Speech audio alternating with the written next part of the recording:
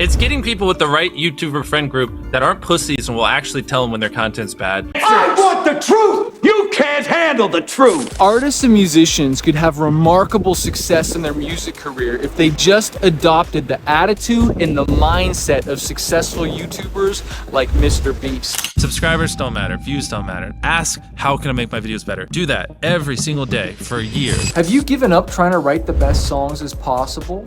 Record with the best producers or get in the rooms with the best songwriters? Or have you settled for mediocrity? Everyone can have fun making videos. Turning it into a job, that's great, but you should be happy making videos, never making a dime off of it. He just said you should be happy making music and not getting paid for it. I made music for 4 years and never made a cent. Are you okay with that if you know you'll get to your dreams one day? The videos that I've made that are the best, I did it because I was so passionate and I saw an opportunity to make something that felt like more than just like a YouTube video that I wanted to get views. Even a flop is going to do well long term. So what can we do to make your songs better and blow up? Here's MrBEAST. A lot of times people, oh boy, it's like they think their videos are better than they are, honestly. And Tell them, Jimmy, tell them! I mean, they do that, and they have horrible friend groups because you really are like the type of YouTubers you hang around. It's getting people with the right YouTuber friend group that aren't pussies and will actually tell them when their content's bad and like actually roast it and help them get better in a nice, positive way. But I'd rather be slapped with the truth than kissed by a lie.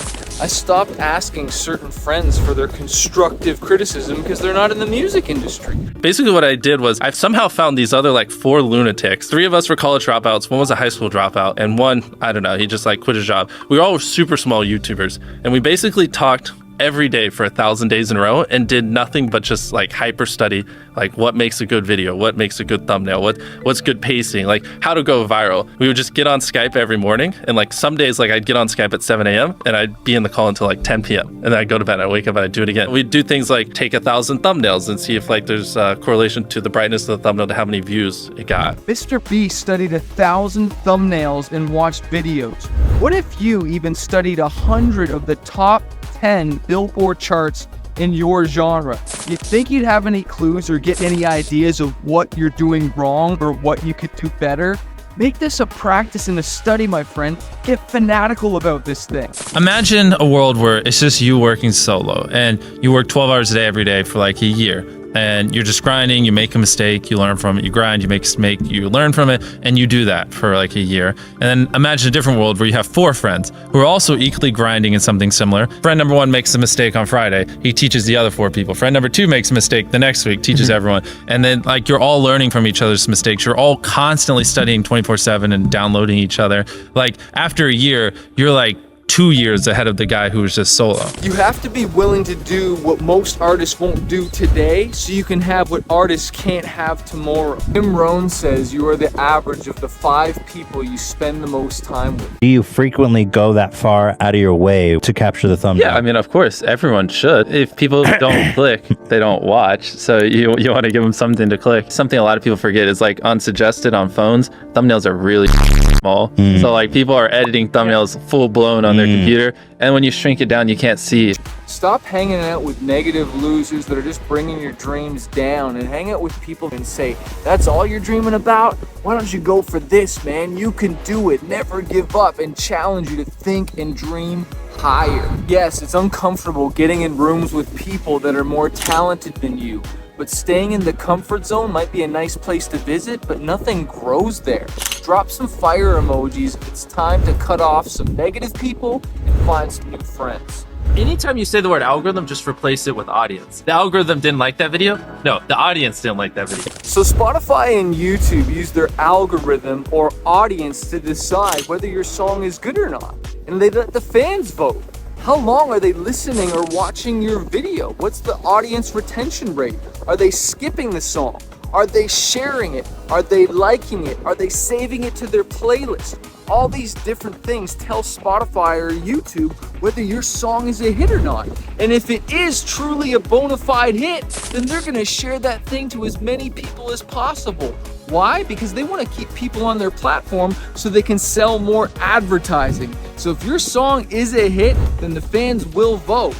But maybe you're saying, Chris, I have no fans. I can't just post a song. How am I gonna get people to listen to it? Advertising, my friend, advertising.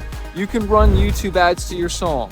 You can run Facebook and Instagram ads. You can even run Spotify ads. I have links down below on how you can run Spotify ads. It's my Spotify ads templates and training. The link is below this video. Don't let anything stop you. Don't let any excuses stop you from promoting your music and getting that data, and then you trigger the algorithm or the audience and it starts to get shared out for you.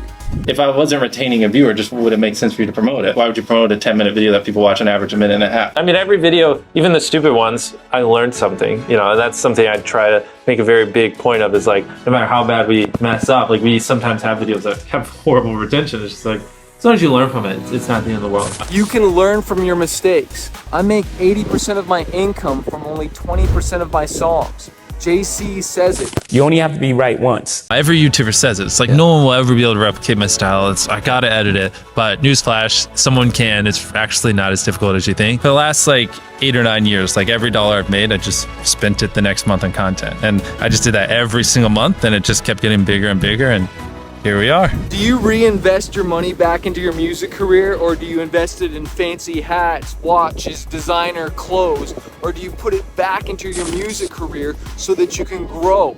I made this mistake a long time ago. I used to buy a fancy watch or jeans or shoes or something like that for a music video, and guess what?